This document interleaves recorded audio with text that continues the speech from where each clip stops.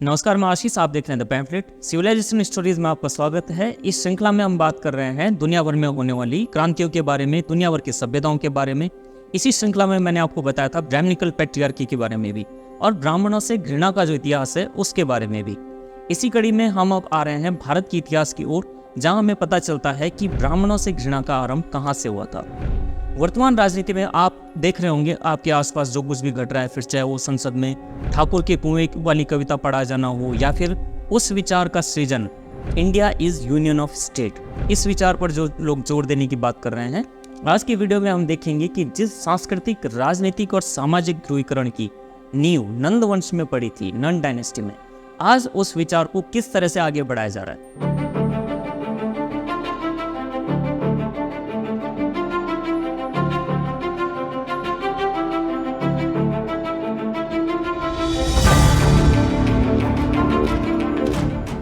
नंद वंश के बारे में जब हम बात करते हैं तो दो चार चीजें याद आती हैं। समृद्ध राजवंश, विदेशी आक्रमणकारी, अय्याशी में डूबा हुआ एक राजा, और फिर एक महान दार्शनिक जिसने भारत की सभ्यता के पतन को भारत के एकीकरण से बचाया और फिर मौर्य वंश की स्थापना की। इसमें ऐसी कई महान उपलब्धियों की नींव रखी गई जिनके परिणाम भारत का स्वर्ण युग कहे जाने वाले गुप्त काल, गुप्त वंश में नजर आए। असल में भारत में ब्राह्मणों से घृणा की नींव नंद वंश में ही रखी गई थी।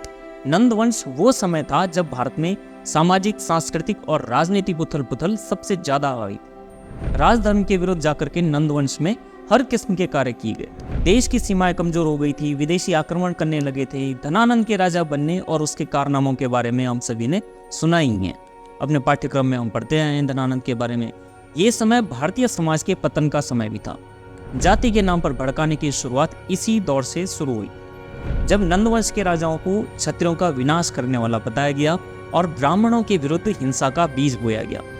एक बार संक्षेप में हम इस कहानी को जान लेते हैं। ये कहानी एक ऐसे राजा से शुरू होती है जिसके बारे में कहा जाता है कि वो क्षत्रिय नहीं, और आखिर में ये कहानी पहुंचती है चाणक्य द्वारा एकीकृत भारत राष्ट्र की अवधारणा और उसकी स्थापना तक। चाणक्य की समझ में आ चुका था कि 16 महाजनपदों में बटा हुआ भारत बड़े आक्रमणकारी से नहीं लड़ सकता, उनके सामने डटकर खड़ा नहीं रह सकता है। उन्होंने अखंड भारत का सपना देखना शुरू किया और इसके लिए उन्होंने चंद्रगुप्त को चुना। चंद्रगुप्त की जाति के बारे में कई प्रकार के विचार हैं। कुछ बताते हैं कि चंद्रगुप्त मौर्य की जाति क्षत्रिय नहीं थी। फिर ये प्रश्न भी आते हैं कि चाणक्य ने एक ऐसे व्यक्ति को सिंहासन के लिए क्यों चुना जिस जाति से उस वक्त राजा ही नहीं बनते थे। उनके गुरुकुल में तो हर जाति के छात्र पढ़ते थे, फिर चंद्रगुप्त मौर्य ही क्यों? क्या जातियों में बंटे समाज को एकजुट करने के लिए चाणक्य ने यह फैसला लिया था? इसके बारे में कुछ जानकारी हमें मुद्रा राक्षस पुस्तक में भी मिलती है। नंद राजवंश की टाइमलाइन अगर हम देखें तो 345 ईसा पूर्व से 321 ईसा पूर्व तक इसकी टाइमलाइन है। इसके बाद समय आया इसके अंतिम शासक धनानंद का। पुराणों से मिलने वाले साक्ष्यों के अनुसार नंदों को शूद्र गर्भोद्भव कहा गया। उसमें कहा गया कि शिशुपाल वंश के विनाशक और नंद वंश के संस्थापक शूद्र होंगे। नंद वंश भारतवर्ष का ऐसा पहला राजवंश था जिसे क्षत्रियों ने नहीं चलाया। ऐसे कई प्रमाण मिलते हैं जिनमें महापद्म नंद को सर्व क्षत्रांतक यानी क्षत्रिय विनाशक कहा गया है। नंद वंश की कहानी सीमाओं के विस्तार और फिर सिकंदर जैसे शत्रुओं के खतरे से शुरू होती है। उसकी बहुत विशाल सीमाएं गंगा के मैदान को भी पार कर गई थी। अपार सैन्य बल, धन बल और जन बल उसके पास था। महापद्म नंद ने आसपास उसके जितने भी राजवंश थे उसने उन्हें जीत करके ये बड़ा साम्राज्य स्थापित किया था। इसके बाद धनानंद को विरासत में एक विशाल साम्राज्य मिलता है, बड़ा साम्राज्य, बड़ी सेना, विशाल कोष। लेकिन फिर ऐसा क्या हुआ कि चाणक्य को उसका तख्ता पलट करना पड़ा। अक्सर लोग कहते हैं कि चाणक्य ने आक्रोश में प्रतिज्ञा लेकर के धनानंद को गद्दी से उतारा, लेकिन क्या आप मान सकते हैं इस बात को कि इतने बड़े दार्शनिक और इतने बड़े विद्वान ने सिर्फ एक नाराजगी की वजह से इतना बड़ा फैसला लिया होगा? जिसने अर्थशास्त्र जैसा ग्रंथ लिखा, उन्हें अचानक से किसी दिन गुस्सा आ जाता है और वो राजा के खिलाफ एक और राजा तैयार कर लेते हैं। कामंडक अगर आप पढ़े तो उसमें लिखा है, वंशो विशाल वंशानम वृषणाम्यु भूयसाम अप्रताग्राहकाणाम या बहु भुवि विश्रुतः। जिससे पता चलता है कि चाणक्य अप्रतिग्राही ऐसे ब्राह्मण थे, जिसका मतलब ये होता है ऐसे ब्राह्मण जो दान ही नहीं लेता है। ऐसे में चाणक्य का धनानंद के दरबार में श्राद्ध भोजन के लिए जाना और फिर वहां पर अपमानित होकर भारत के विस्तृत साम्राज्य की कसम खाना, ये बात कुछ हजम नहीं होती। विशाल दत्त की मुद्रा राक्षस में भी नंद वंश के उन्मूलन का कारण उनका राज्य के प्रति जो कर्तव्य थे यानी राजधर्म से विमुख हो जाना बताया गया है, ना कि श्राद्ध भोजन के समय चाणक्य का, आप कौटिल्य कह लीजिए या विष्णुगुप्त कह लीजिए, श्राद्ध भोजन के समय उनका अपमानित होना और फिर उनकी शपथ लेना। वो कहा जाता है, जो आप देखते होंगे कि शिखा खोल करके उन्होंने शपथ ली थी कि वो धनानंद का सर्वनाश करेंगे। असल में चाणक्य धनानंद की आसक्तियों से क्रोधित, वह इस बात से नाराज थे कि जब विदेशी आक्रमणकारी हमारी सीमाओं पर खड़े हैं तब धनानंद और राज्य भोग विलास में लीन है और संस्कृति का पतन हो रहा है। धनानंद को सब कुछ विरासत में मिला था और उसने अपना जो सारा ध्यान था वो जनता के शोषण पर और अपने मनोरंजन पर लगा दिया था। पैसा कमाने के लिए धनानंद ने अपनी प्रजा पर कई किस्म के अत्याचार किए, टैक्स लगाए, यहाँ तक कि शमशान घाट में जब कोई मरता था तो उसके अंतिम संस्कार के लिए जो लकड़ियां इस्तेमाल होती थी उसने उन पर भी टैक्स लगा दिया था। सोचिए किस स्तर का उत्पीड़न। उसके सैनिक लोगों से कर वसूलने के लिए हर तरह के तरीके अपनाते थे। वो धूर्त था, सरकारी खजाने को छिपाना उसका पेशा था। सैनिकों को उसने कर से दूर रखा, जिसका बोझ पड़ता था आम आदमी पर। आपने विश्व की क्रांति के बारे में जब मैंने बताया था तो आपने देखा होगा कि ऐसा ही रूस में हुआ था, फ्रांस में हुआ था, और ऐसे उत्पीड़न जनता को बागी करते हैं। कारीगरों से उसने कह दिया था कि वो महीने में एक दिन मुफ्त में काम करके इस टैक्स को चुकाएंगे। धनानंद के बारे में बताते हैं कि बचपन में जब एक बार उसका अपहरण कुछ डाकुओं ने कर लिया था तो वो उनसे बड़ा प्रभावित हुआ। उसका मानना था कि धन कमाने का ये सबसे बढ़िया और सबसे आसान तरीका है। वो राजकोष से भी पैसे चुरा करके अलग अलग जगहों पर उन्हें छिपाने लगा था। यही वो समय था जब सिकंदर भी विश्व विजय के अभियान के लिए भारत की सीमाओं पर खड़ा हो गया था। अब भारत पर 3 सबसे बड़े संकट मंडरा रहे थे। पहला सांस्कृतिक यास का, दूसरा विदेशी आक्रमण और तीसरा आंतरिक शत्रु जो यहाँ की सभ्यता और संस्कृति के लिए नुकसानदायक हो गया, और वो था धनानंद और उसकी नीतियां। ऐसे में जब विष्णुगुप्त, जिन्हें कि चाणक्य या कौटिल्य आप जानते ही नहीं नामों से ने, जब विष्णुगुप्त नाम के एक ब्राह्मण ने राजा को उसके कर्तव्य का स्मरण करवाया तो उस पर अमल करने के बजाय धनानंद ने उसे प्रताड़ित करने का काम किया। यहाँ से चाणक्य समझ गए थे कि यदि मगध को बचाना है तो उसके लिए एक ऐसे लीडर का होना आवश्यक है जो देश की सीमाओं को सुरक्षित करने के साथ साथ सांस्कृतिक गौरव पर भी ध्यान दे, न कि अय्यासी और मनोरंजन पर। चाणक्य जानते थे कि 16 महाजनपदों में बंटा हुआ राष्ट्र विदेशी आक्रमण का मुकाबला नहीं कर सकता। इसीलिए उन्होंने सत्ता का केंद्रीकरण के प्रयास किए। दक्षिण में राजाओं से संधि करके उन्हें अपने साथ किया। सोचिए कि उस विद्वान का लिखा गया अर्थशास्त्र अमेरिका के आर्मी वॉर कॉलेज में आज भी पढ़ाया जाता है। चाणक्य की अर्थशास्त्र की मैं बात कर रहा हूँ। धनानंद के शासनकाल में ही भारत पर सिकंदर द्वारा आक्रमण किया गया था। चाणक्य और चंद्रगुप्त ने जब धनानंद के खिलाफ मोर्चा खोला तो विद्रोहों के कारण सिकंदर को वापस लौटना पड़ा। उसे खदेड़ने के बाद ही धनानंद को सिंहासन से उतारा गया। असीम शक्ति और संपत्ति के बावजूद वह जनता के विश्वास को नहीं जीत पाया था और साम्राज्य का अंत हो गया, नंद साम्राज्य का। नंद राजवंश के बाद मगध पर चंद्रगुप्त मौर्य द्वारा मौर्य वंश का शासन स्थापित हुआ। अब सवाल यह है कि चंद्रगुप्त मौर्य कौन था? चंद्रगुप्त मौर्य की जाति को लेकर के कई किस्म की भ्रांतियां हैं। चंद्रगुप्त को नंदराज की पत्नी मूरा की संतान बताते हैं और इसी वजह से कहा जाता है कि मूरा से चंद्रगुप्त मौर्य उत्पन्न हुए थे। विशाल दत्त की मुद्रा राक्षस में चंद्रगुप्त को मौर्य पुत्र और नंदावय कहा गया है, किंतु साथ ही विवरण भी मिलता है कि ये नंदराज का वैध पुत्र नहीं था, बल्कि किसी दूसरी जाति की महिला के गर्भ से उत्पन्न हुआ था। जैन और बौद्ध साहित्य मौर्य को क्षत्रिय ही बताते हैं। महावंश में कहा गया है कि चाणक्य ने नंद राजा का नाश कर चंद्रगुप्त को जम्बूद्वीप का राजा बनाया। यह चंद्रगुप्त क्षत्रिय था। वही चाणक्य तक्षशिला के रहने वाले ब्राह्मण पुत्र थे। कुटिल उनका गोत्र था तो कौटिल्य भी उनका नाम पड़ा। तक्षशिला से विद्या ली थी और वे फिर महान दार्शनिक बन गए। चंद्रगुप्त से उनकी मुलाकात के बारे में बताते हैं कि जब चंद्रगुप्त राजकीलम खेल रहे थे उस समय चाणक्य की उनसे भेंट हुई थी।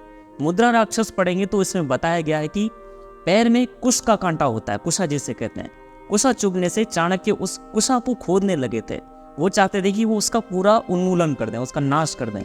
चंद्रगुप्त ने जब इस तरह के एक ब्राह्मण को देखा तो बहुत प्रभावित हुए। वो हठी थे, उन्होंने मन बना लिया था कि वो कुशा का सर्वनाश करेंगे।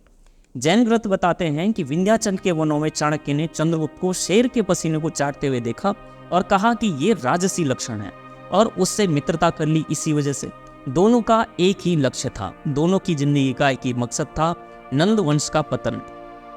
चाणक्य के पास ऐसा करने के प्रमुख कारण थे। पहला, नंद वंश का अत्याचार, धनानंद की निरंकुशता, उसका लोभ, और वो भारत की परंपरा का विरोधी था। अय्यासी में लिप्त रहना निश्चित तौर पर भारत का समाज नहीं हो सकता। दूसरा कारण था राष्ट्र का एकीकरण। मौर्य वंश में ही पहली बार भारत में केंद्रीकृत एकीकृत सत्ता की स्थापना हुई। तीसरा था विदेशी शासन से देश को मुक्ति दिलाना। अर्थशास्त्र में भी चाणक्य ने विदेशी सत्ता को धर्म और देश के लिए अभिशाप बताया था। वो इसे स्वदेश के धन जन का शोषण कहते थे। चौथा, नंदों के शासन से भारतीयों को मुक्ति। चाणक्य ने चंद्रगुप्त मौर्य को तैयार किया और सबसे पहले पंजाब को जीतकर विदेशियों को वहां से भगाया।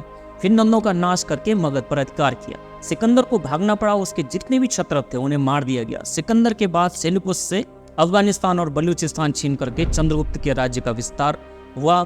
वो इतना विस्तृत उसका साम्राज्य था जिसके लिए मुगल और अंग्रेज हमेशा प्रयास करते रहे। चंद्रगुप्त का राज्य पश्चिम में हिंदू कुश की पहाड़ियों से, पूर्व में बंगाल, उत्तर में कश्मीर से, दक्षिण में कर्नाटक।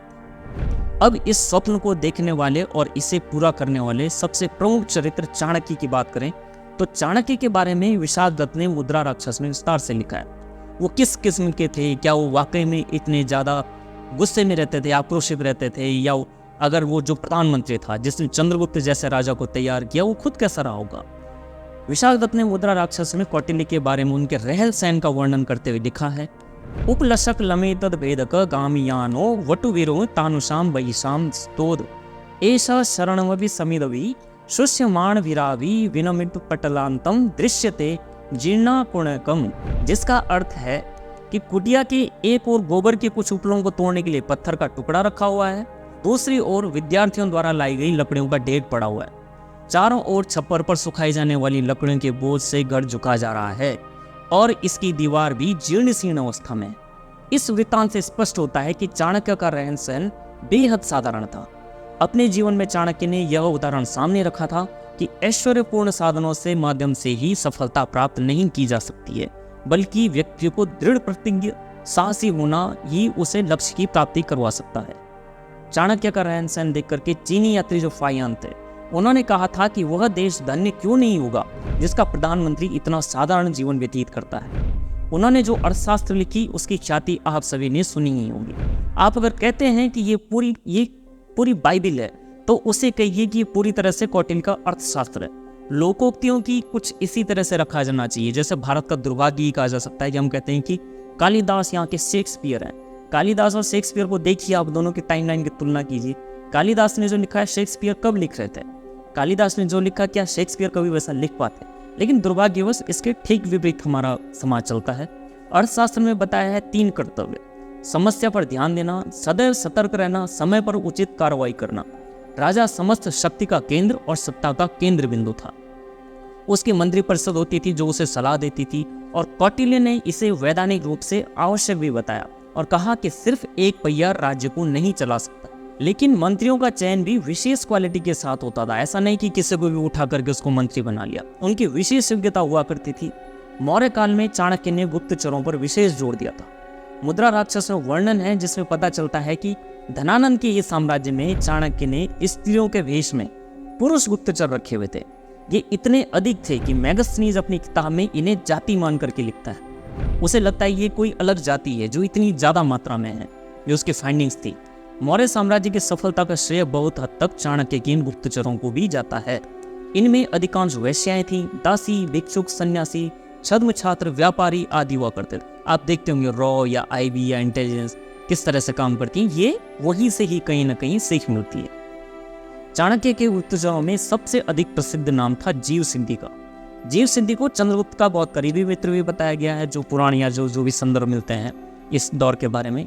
धनानंद के सबसे खास मंत्री राक्षस के खेमे में अफवाह फैला दी गई थी कि जो जीव सिद्धि है वो ज्योतिष के विद्वान है। उनके साथ 2 और गुप्तचर वहां पर है, लेकिन किसी को कभी पता तक नहीं चल पाया कि वो क्या करते हैं और क्यों करते हैं। चाणक्य के अर्थशास्त्र में इस बात का जिक्र किया गया है कि गुप्तचर को अलग अलग भाषाओं, वेशभूषा की जानकारी, सारी कलाओं और विद्याओं का ज्ञान होना जरूरी। चंद्रगुप्त मौर्य ने 322 ईसा पूर्व में नंद वंश को समाप्त करके मौर्य वंश की नींव रखी। चंद्रगुप्त मौर्य को शूद्र परिवार से कहना और एक शूद्र को सर्वसम्मति से भारत का सम्राट का पद दे देना, ये भी साधारण बात नहीं हो सकती है। ये उस सोच पर मजबूत प्रहार है जो वर्ण व्यवस्था की असमानता को कायम रखना चाहती है। अब मौर्य वंश का अध्ययन वर्तमान राजनीति के प्रकाश में करते हैं। आप आज के समय में विपक्ष के मुद्दे देखिए।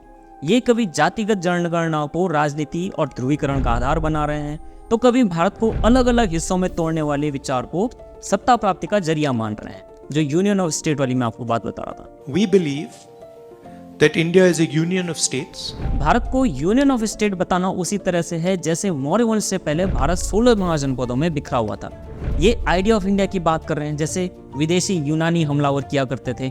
आइडिया ऑफ इंडिया साल 2014 से 24 के समय को आप देखिए। भारत के स्वर्णिम युग कहे जाने वाले जैसे गुप्त वंश और मौर्य वंश की तुलनाएं इस समयावधि से करके देखिए। मौर्य वंश के अंतर्गत भारत के सांस्कृतिक, राजनीतिक एवं सामाजिक उत्थान की नींव रखी गई और इसके बाद जो गुप्त काल था वो भारत का स्वर्णिम युग कहा जाता है, जिसमें भारत ने गणित, विज्ञान, चिकित्सा शास्त्रों आदि के अध्ययन में महान उपलब्धियां हासिल। अगर आप वर्तमान राजनीतिक घटनाक्रम की से तुलना करके देखें तो साल 2004 से 2014 तक को आप नंद वंश के पतन और फिर मौर्य वंश की स्थापना का योग मान सकते हैं। अतिशयोक्ति नहीं है, आप तुलना करके देखिए। साल 2014 से पूर्व भारत में ऐसा शासन था जो भ्रष्टाचार के आरोपों से घिरा हुआ था। बोफोर्स घोटाला किसने किया? यूपीए ने किया। 2G स्पेक्ट्रम किसने किया? यूपीए ने। सत्यम घोटाला किसने किया? यूपीए। कॉमनवेल्थ घोटाला किसने किया? यूपीए। कोयला घोटाला किसने किया? यूपीए ने। टाटा ट्रक घोटाला किसने किया? यूपीए ने। जहां विदेशी ताकतें आसानी से अपने मकसद हासिल करने में कामयाब है। आपने देखा होगा कि आज भी जब सीमा पर भारतीय सेना चीन से लड़ रही होती है तब एक परिवार चुपके से कम्युनिस्ट तंत्र के साथ डिनर कर रहा होता है। कितने ही ऐसे घोटाले हुए जो सरकारी खजाने से कई तरह से गांधी परिवार और उनसे जुड़े एनजीओ में जा रहे थे। धनानंद भी कुछ ऐसा ही करता था, आपको नहीं लगता है? धनानंद ने 80 करोड़ की धनराशि गंगा के किनारे एक सुरंग में छिपा कर रखी थी। अब ब्लैक मनी देख लीजिए, विदेशों में हवाला मनी किस तरह से आती जाती है उसका आप उदाहरण ले लीजिए। अब आप 2014 के बाद की कहानी देखिए। मंदिरों का जीर्णोद्धार हो रहा है, काशी उज्जैन कॉरिडोर बन रहे हैं, जो 4 धाम है हमारे उत्तराखंड के उनको ही आप देख लीजिए। रामलला का 500 वर्षों का इंतजार खत्म हो रहा है। काशी में नंदी की प्रतीक्षा समाप्त हो रही है। शिक्षण संस्थान और वैज्ञानिक नए कीर्तिमान हासिल कर रहे हैं। सेना का मनोबल बढ़ा हुआ है, उनकी तैयारियां आज सबसे बेहतरीन स्थिति में। राष्ट्रीय सुरक्षा एकदम दुरुस्त है। विदेशी ताकतें लाख प्रयास करने के बावजूद भी विफल साबित हो रही हैं। अर्थव्यवस्था हमारी बेहतरीन होती जा रही है। IMF और वर्ल्ड बैंक जैसे संस्थाओं को अगर आप बेंचमार्क मानते हैं तो उनको ही देख लीजिए। विदेशों से संबंध, खासकर कोरोना काल में भारत की जो विश्व गुरु की छवि थी वो फिर से मजबूत हो रही है। सामरिक दृष्टि से हालात ये हैं कि ओवैसी ब्रदर्स भी आज भारत सरकार के नेतृत्व से मांग कर रहे हैं कि फिलिस्तीनियों को सिर्फ मोदी जी ही बचा सकते हैं। कि मोदी जी रोको जो गाजा में जुल्म हो रहा है फलस्तीनियों पर। यानी हम कह सकते हैं कि यदि 2014 से 24 तक भारत में मौर्य काल था तो 2024 के बाद ये गुप्त काल का प्रतीक होगा, जिसमें 2014 के बाद किए गए प्रयासों के परिणाम नजर आने लगेंगे। गुप्त काल में कला, साहित्य, वास्तु विज्ञान, चरक संहिता, सौर मंडल में वराहमिहिर और आर्यभट्ट, व्यापार, गणित सभी कुछ अपने चरम पर। गुप्त काल यदि इतना उन्नत और स्वर्णिम बन पाया तो उसकी वजह था मौर्य साम्राज्य, जिसका स्वप्न तक्षशिला के कौटिल्य ने देखा था, जिसकी एक एक बात कौटिल्य के अर्थशास्त्र में लिखी गई थी। आपको हमारा आज का एपिसोड कैसा लगा हमें कमेंट्स करके जरूर बताइए। हमारी वीडियो को शेयर करना बिल्कुल ना भूलें, चैनल सब्सक्राइब करना बिल्कुल नहीं भूलना और घंटी का बटन दबाना तो बिल्कुल भी नहीं। देखते रहे the pamphlet and civilisation stories. धन्यवाद।